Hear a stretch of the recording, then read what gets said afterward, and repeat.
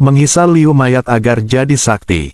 Di sebuah desa terpencil yang dikelilingi oleh hutan lebat, hiduplah seorang pria tua bernama Surya. Dari luar, ia tampak seperti lelaki biasa yang menjalani hidupnya dengan tenang.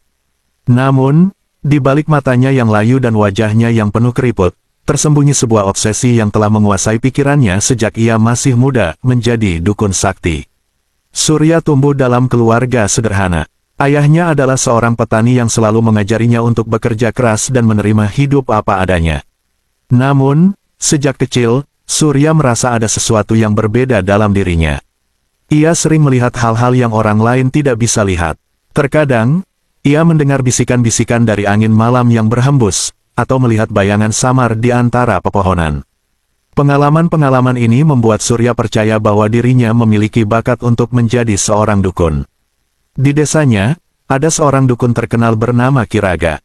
Ia dihormati dan ditakuti oleh penduduk desa karena kekuatannya yang dianggap bisa berkomunikasi dengan roh-roh gaib. Sejak remaja, Surya sering mengintip dari kejauhan ketika Kiraga melakukan ritual-ritualnya. Ia terpesona oleh bagaimana Kiraga bisa memerintah roh-roh dan menggunakan kekuatannya untuk membantu orang lain, atau menghukum mereka yang melanggar aturan. Keinginannya untuk menjadi seperti Kiraga semakin menguat ketika pada suatu malam, saat Surya sedang berjalan di hutan, ia melihat Kiraga melakukan upacara misterius di bawah sinar bulan purnama. Di sekelilingnya, ada lingkaran api kecil, dan di tengah-tengah lingkaran itu, Kiraga melafalkan mantra-mantra dalam bahasa yang tidak Surya pahami. Saat itu, Surya merasakan getaran aneh yang merayap di kulitnya. Sejak saat itu, ia berjanji pada dirinya sendiri bahwa suatu hari ia akan menguasai ilmu-ilmu sakti seperti itu. Namun, jalan untuk mencapai impiannya tidaklah mudah. Surya pernah mencoba mendekati Kiraga dan meminta untuk diajari. Namun, Kiraga menolaknya dengan tegas. Ilmu ini tidak untuk sembarang orang, kata Kiraga. Butuh pengorbanan besar dan hati yang tulus. Kamu belum siap, Surya. Penolakan itu hanya membuat Surya semakin terobsesi. Ia mulai mempelajari ilmu-ilmu hitam dari lontar-lontar kuno. Ia belajar bagaimana memanggil roh-roh dan membuat jimat. Ia juga mulai menjalani laku prihatin dengan berpuasa dan bertapa di hutan, berharap bahwa roh-roh alam akan memberinya petunjuk. Namun, tak satu pun dari usahanya yang membuahkan hasil. Ilmu yang ia pelajari terasa setengah-setengah, dan kekuatan yang ia dambakan tetap di luar jangkauannya. Tahun demi tahun berlalu, dan Surya mulai merasa frustrasi. Usianya terus bertambah, namun ia masih belum juga mencapai kesaktian yang ia impikan. Pada suatu hari, Surya terlelap di gubuk kecilnya yang berada di ujung desa. Malam itu, hujan rintik-rintik turun, menambah suasana sunyi di sekitar rumahnya. Angin malam yang dingin menyusup melalui celah-celah dinding bambu, membuat tubuhnya menggigil. Dalam tidurnya yang gelisah, Surya mulai bermimpi, sebuah mimpi yang akan mengubah hidupnya selamanya. Di dalam mimpinya, Surya mendapati dirinya berada di sebuah tempat yang sangat asing. Ia berdiri di tengah kuburan yang luas, dikelilingi oleh nisan-nisan tua yang dipenuhi lumut. Langit di atasnya gelap gulita, tanpa bintang ataupun bulan. Hanya ada kabut tebal yang melayang-layang, menutupi pandangannya. Udara di sekitar terasa berat dan pengap, membuat napasnya sesak. Surya melangkah perlahan, mendekati sebuah nisan yang tampak lebih besar dan lebih tua dari yang lain. Di nisan itu terukir nama-nama dalam aksara yang tidak ia kenali, namun entah mengapa, ia merasa terhubung dengan tempat itu. Sebuah suara misterius mulai terdengar, berbisik-bisik di telinganya, seakan datang dari segala arah. Suara itu dalam dan serak, seolah berasal dari kedalaman bumi. Surya, jika kau ingin menjadi sakti, jika kau ingin memiliki kekuatan yang selama ini kau cari, kau harus mengikuti petunjuk ini. Surya berusaha mencari sumber suara itu, namun ia tidak bisa melihat apapun kecuali kabut yang semakin tebal. Suara itu terus berbisik, kali ini lebih dekat, seakan-akan hanya berjarak beberapa inci dari telinganya. Kuburan ini, tempat ini, adalah kunci dari kekuatan yang kau impikan. Jika kau ingin mendapatkan kesaktian, kau harus menggali kubur dan menghisap liur perempuan perawan satu persatu. Ia pun terbangun dari mimpinya dan menganggap itu adalah petunjuk yang harus diikuti. Surya, pria tua yang kini semakin terobsesi dengan kesaktian yang dijanjikan oleh mimpinya, menghabiskan hari-harinya dengan gelisah. Setiap malam ia terbaring dalam kegelapan, teringat akan mimpi aneh itu, mimpi yang terus menghantuinya, mengusik pikirannya tanpa henti. Siang hari ia berjalan mondar-mandir di sekitar desanya, mengamati setiap orang dengan cermat, terutama para gadis muda yang masih perawan. Ia tahu bahwa kesaktian yang ia dambakan hanya bisa didapatkan dengan cara yang terlarang, namun hasratnya untuk menjadi dukun sakti mengalahkan semua keraguan dan ketakutannya. Setiap kali mendengar berita tentang seorang gadis yang jatuh sakit, ia merasakan debar jantungnya semakin cepat, seolah-olah keberuntungan sedang mendekat. Namun, seringkali harapannya pupus saat gadis-gadis itu sembuh, dan penantiannya pun harus diperpanjang. Bulan demi bulan berlalu, dan kegelisahan Surya semakin memuncak. Wajahnya semakin kurus, matanya cekung dan kelam, mencerminkan pikiran-pikiran tergelap yang menghantuinya. Ia tidak lagi peduli pada apapun kecuali pada satu hal, menunggu kematian seorang wanita perawan. Seolah-olah, seluruh hidupnya kini hanya berpusat pada penantian itu. Setiap pagi, ia duduk di depan gubuknya, memandang ke arah jalan setapak yang menuju desa. Ia berharap melihat seseorang datang dengan berita kematian yang dinantinya. Dan setiap malam, ia kembali ke pembaringan dengan hati yang penuh kekecewaan, karena kematian itu tak kunjung datang. Namun, akhirnya, penantian panjangnya terjawab. Suatu hari, seorang tetangga memberitahu bahwa seorang gadis muda di desa, yang terkenal karena kecantikannya dan kesuciannya, jatuh sakit parah. Gadis itu, bernama Ratna, adalah anak tunggal dari keluarga yang sangat dihormati di desa. Kabar sakitnya Ratna tersebar dengan cepat, dan semua orang di desa berdoa untuk kesembuhannya. Tapi Surya, dengan hati yang sudah terkotori oleh obsesinya, melihat ini sebagai pertanda. Sebuah kesempatan yang selama ini ia tunggu-tunggu. Hari-hari berikutnya ia lewati dengan cemas dan penuh harap.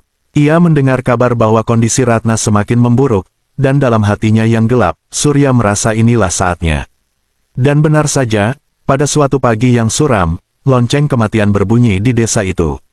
Ratna telah meninggal dunia, warga desa berkumpul untuk meratapi kepergiannya, namun Surya merasakan kegembiraan yang tak tertahankan. Ia tahu bahwa malam itu, ia akan memulai ritual terkutuk yang akan memberinya kesaktian. Saat malam tiba dan desa tenggelam dalam kesunyian, Surya bersiap-siap. Ia mengenakan pakaian serba hitam, dan membawa peralatan yang diperlukan, sebuah cangkul untuk menggali kubur. Dengan hati-hati, ia keluar dari gubuknya dan melangkah menuju kuburan di pinggir desa. Langit malam itu gelap gulita, tanpa cahaya bulan atau bintang, seolah alam pun menutup matanya pada apa yang akan terjadi. Surya berjalan dengan langkah-langkah ringan, namun hatinya berdebar kencang. Pikiran tentang kesaktian yang akan ia dapatkan membuat adrenalinnya meningkat, menghilangkan rasa takut yang seharusnya menyelimuti seseorang yang akan melakukan tindakan sekeji itu. Setibanya di kuburan, Surya berdiri sejenak, mengatur napasnya yang terasa berat. Kuburan itu sepi, hanya suara angin yang berhembus di antara pohon-pohon tua yang membuat suasana semakin mencekam. Ia mendekati makam Ratna, yang masih segar, tanahnya baru saja ditimbun beberapa jam yang lalu. Dengan tangan yang gemetar karena kegugupan dan ketegangan, Surya mulai menggali. Tanah basah yang berat menambah beban di setiap cangkulan yang ia lakukan. Namun ia tak peduli, dengan susah payah, ia terus menggali, hingga akhirnya, setelah apa yang terasa seperti selamanya, ia merasa cangkulan mengenai sebuah kayu penutup makam. Surya berhenti sejenak, mengusap keringat di dahinya dengan punggung tangan. Ia tahu bahwa tidak ada jalan untuk kembali sekarang. Ia membuka tutup kuburan dengan perlahan dan satu persatu. Setelah itu ia mendapati tubuh Ratna terbaring dengan tenang, wajahnya yang cantik kini pucat dan kaku. Ia kemudian menarik mayat itu keluar. Surya mendekatkan wajahnya ke wajah Ratna, mengingat kembali apa yang harus ia lakukan. Jantungnya berdegup semakin kencang, dan keringat dingin membasahi punggungnya. Dengan hati-hati, ia membuka mulut Ratna yang kaku, dan tampaklah liur yang sedikit masih tersisa di dalamnya. Ia mendekatkan bibirnya ke bibir Ratna. Dengan rasa jijik yang bercampur dengan hasrat, Surya mulai menghisap liur mayat itu, mencoba menelan setiap tetes yang ada. Setiap kali ia menelan, ia merasa ada energi yang aneh masuk ke dalam tubuhnya, seolah-olah ia memang sedang mengambil kekuatan dari dunia lain. Setelah selesai, Surya duduk sejenak di samping makam yang sudah terbuka, merasakan perubahan di dalam dirinya. Namun ia tahu bahwa ini baru permulaan. Masih ada 2 mayat lagi yang harus ia temukan dan hisap liurnya. Ia mengembalikan tubuh Ratna dengan perlahan, menimbun kembali tanah di atasnya, dan pergi meninggalkan kuburan dengan perasaan yang bercampur antara kegembiraan dan kegelisahan. Malam itu, Surya kembali ke gubuknya dengan langkah yang lebih ringan, namun dengan pikiran yang semakin gelap. Ia telah melakukan bagian pertama dari ritual terkutuk itu, dan kini ia menunggu kesempatan berikutnya, saat wanita perawan berikutnya meninggal. Hanya dengan begitu, ia akan bisa mencapai kesaktian yang selama ini ia impikan. Sejak malam yang mengerikan itu, ia merasa ada sesuatu yang berubah dalam dirinya. Setiap pagi ia bangun dengan semangat baru, merasakan kekuatan aneh yang perlahan-lahan mulai mengalir dalam tubuhnya. Namun, ia tahu bahwa kekuatan itu belum sempurna. Ia masih harus menuntaskan ritual terkutuk ini dengan menghisap liur dari dua mayat perawan lainnya. Penantian Surya tidak berlangsung lama. Beberapa minggu setelah kematian Ratna, desanya kembali dikejutkan oleh kabar duka. Seorang gadis perawan lainnya, bernama Ayu, meninggal dunia mendadak akibat demam tinggi yang tak kunjung reda. Kematian Ayu menimbulkan kepedihan mendalam bagi keluarganya dan seluruh warga desa, namun bagi Surya, kematian ini adalah kesempatan emas kedua yang telah ia tunggu-tunggu. Saat berita itu sampai ke telinganya, Surya merasakan jantungnya berdegup kencang. Ia tahu inilah saatnya untuk melanjutkan ritual yang ia mulai. Malam itu, setelah upacara pemakaman selesai dan seluruh warga desa kembali ke rumah masing-masing, Surya bersiap untuk melakukan aksi gilanya sekali lagi. Seperti sebelumnya, ia mengenakan pakaian serba hitam dan membawa cangkul. Dengan hati-hati, ia meninggalkan gubuknya dan menyelinap dalam kegelapan malam menuju kuburan. Langit malam itu sama gelapnya seperti malam saat ia melakukan ritual pertama, seolah-olah alam mendukung tindakan jahat yang akan ia lakukan. Setibanya di kuburan, Surya mendekati makam Ayu yang masih baru. Ia berhenti sejenak, merasakan desiran angin malam yang dingin menusuk kulitnya. Namun, rasa dingin itu tidak mampu menggoyahkan tekadnya. Ia mulai menggali tanah dengan cangkulnya, memecah keheningan malam dengan setiap hentakan yang ia lakukan. Kali ini, Surya bekerja dengan lebih cepat dan lebih terampil. Pengalaman pertama telah mengajarinya cara menggali tanpa banyak membuang tenaga. Tidak butuh waktu lama sebelum cangkulan terakhirnya mengenai penutup kuburan Ayu. Tanpa ragu, Surya membuka tutup kuburan itu, mengangkat mayat dan menatap tubuh Ayu yang terbaring kaku. Wajah Ayu yang dulu cantik kini tampak pucat dan dingin, tetapi Surya tidak merasakan apapun selain rasa haus akan kesaktian. Dengan gerakan yang sudah dilatih oleh kegilaan, ia membuka mulut Ayu yang kaku dan mendekatkan bibirnya. Liur dingin dan tak bernyawa itu mengalir ke mulut Surya, dan sekali lagi, ia merasakan energi aneh mengalir ke dalam dirinya. Surya menelan liur itu dengan penuh kepuasan. Semakin banyak ia menghisap, semakin ia merasa kuat, seolah-olah setiap tetes liur itu memberinya kekuatan yang belum pernah ia rasakan sebelumnya. Ia merasa hampir mencapai puncak dari apa yang selama ini ia impikan. Setelah selesai, Surya kembali menutup kuburan dengan tenang, lalu menimbun kembali tanah di atasnya. Saat ia berdiri di sana, memandangi makam Ayu yang kini tertutup, ia merasakan kekuatan gelap itu semakin menguasai dirinya. Perasaan bangga dan puas menyelimuti hatinya, tetapi di balik itu, ada juga rasa takut yang tak ia akui, rasa takut terhadap apa yang sedang ia lakukan dan apa yang mungkin akan terjadi padanya. Namun, Surya mengabaikan rasa takut itu. Baginya, hanya ada satu tujuan sekarang, menyelesaikan ritual ini.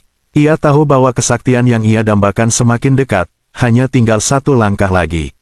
Dan untuk itu, ia akan menunggu kesempatan terakhir, saat wanita perawan berikutnya meninggal. Hanya dengan begitu, ia akan mencapai kekuatan yang selama ini ia impikan, bahkan jika itu berarti harus menjual seluruh jiwanya pada kegelapan.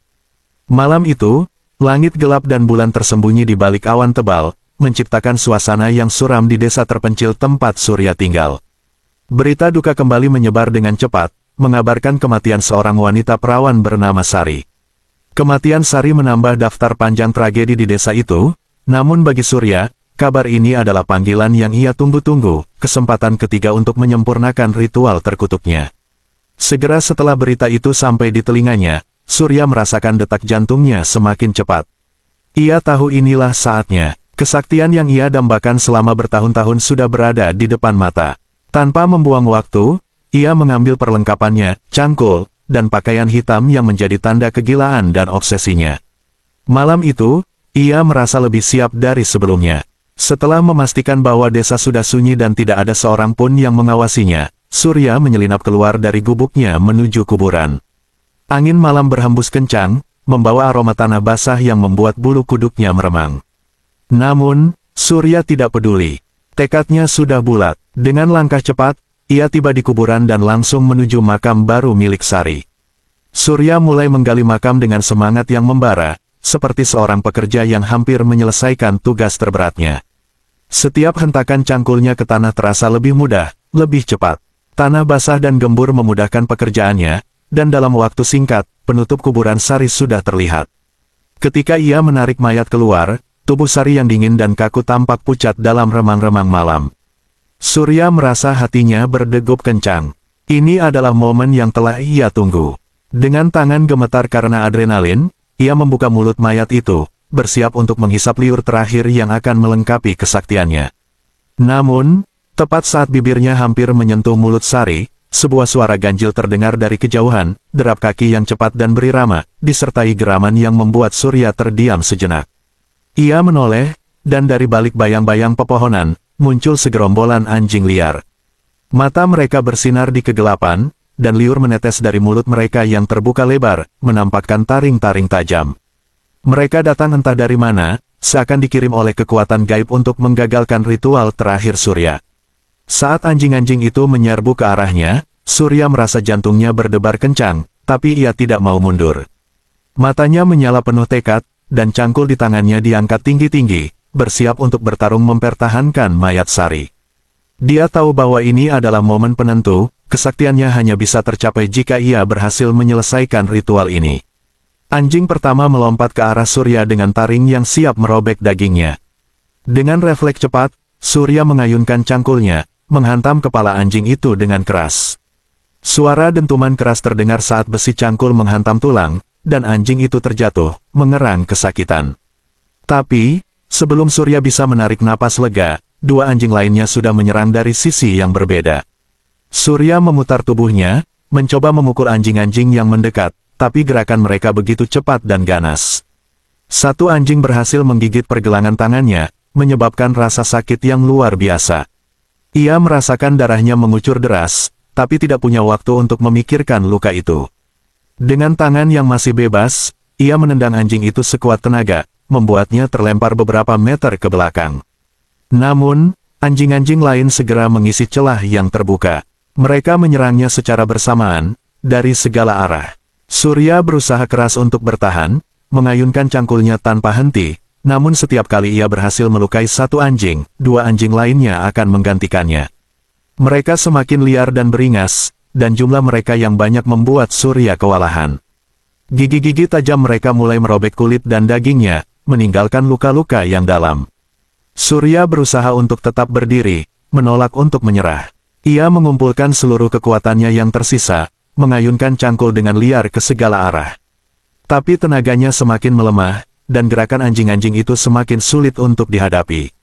Saat satu anjing berhasil menjatuhkannya ke tanah, yang lain segera menyerbu, mencengkeram kakinya, menggigit, dan mencabik-cabiknya tanpa ampun. Di tengah rasa sakit yang luar biasa, Surya masih berusaha melawan. Ia menggunakan cangkulnya untuk memukul anjing-anjing yang ada di sekitarnya, tapi tenaganya sudah habis. Anjing-anjing itu terus menyerang, merobek-robek tubuhnya hingga ia hampir tak bisa bergerak. Rasa sakit menyebar ke seluruh tubuhnya, namun ia masih berusaha untuk merangkak ke arah mayat Sari, seolah-olah dengan menghisap liur terakhir itu, ia bisa menghentikan serangan ini. Namun, tubuhnya sudah terlalu lemah. Anjing-anjing itu tidak memberinya kesempatan. Mereka menyerang dengan lebih beringas, menarik tubuh Surya dari segala arah, mencabik-cabik dagingnya dengan taring yang tajam. Darah Surya bercucuran, membasahi tanah di sekitarnya, dan jeritannya memecah keheningan malam. Akhirnya, cangkul yang dipegangnya terlepas dari tangan, jatuh ke tanah. Surya tak lagi mampu melawan. Tubuhnya hancur, tak berdaya di bawah serangan brutal anjing-anjing liar itu. Dalam saat-saat terakhirnya, sebelum kesadarannya hilang, Surya merasakan kegelapan perlahan-lahan menelan dirinya. Ia tahu bahwa kesaktiannya tidak akan pernah tercapai. Alih-alih menjadi dukun sakti, ia justru menjadi korban dari ambisi gelap yang telah menghancurkannya. Dengan satu gigitan terakhir di lehernya, Surya menyerah pada kegelapan. Tubuhnya kini hanya menjadi tumpukan daging yang tercabik-cabik, tak lagi berjiwa. Anjing-anjing itu akhirnya meninggalkannya, seolah-olah tugas mereka telah selesai. Mereka menghilang dalam kegelapan malam, meninggalkan Surya yang kini telah menjadi korban dari ambisinya sendiri. Di atas makam Sari yang masih terbuka, kesaktiannya lenyap bersama dengan nyawanya, terkubur dalam kegelapan yang abadi. Pagi esoknya, ketika matahari baru saja muncul di ufuk timur, seorang petani yang biasa pergi ke sawah lebih awal melintas di dekat kuburan desa. Saat itu, suasana masih lengang dan sunyi, hanya terdengar kicauan burung di kejauhan. Namun, sesuatu yang aneh menarik perhatian petani itu. Di salah satu sudut kuburan, ia melihat ada gundukan tanah yang terlihat tidak beraturan, seperti baru saja digali. Dengan langkah ragu, petani itu mendekat. Apa yang dilihatnya kemudian membuat darahnya berdesir kencang. Di sana, di atas tanah yang berlumpur, tergeletak tubuh seorang pria tua yang sudah tak bernyawa.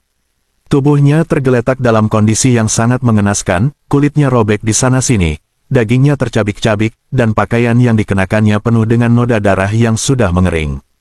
Petani itu segera mengenali pria tua tersebut sebagai Surya, salah satu penduduk desa yang selama ini dikenal penyendiri. Namun, melihat kondisinya yang mengerikan, ia merasa ngeri dan segera lari ke desa untuk melaporkan apa yang dilihatnya. Warga desa segera berbondong-bondong datang ke kuburan setelah mendengar kabar itu. Mereka tiba dengan perasaan campur aduk, antara penasaran dan takut. Ketika melihat tubuh Surya, mereka semua terkejut. Tidak ada yang bisa membayangkan apa yang terjadi pada pria tua itu. Mereka segera memberitahu kepala desa dan memanggil polisi untuk menyelidiki kejadian tersebut.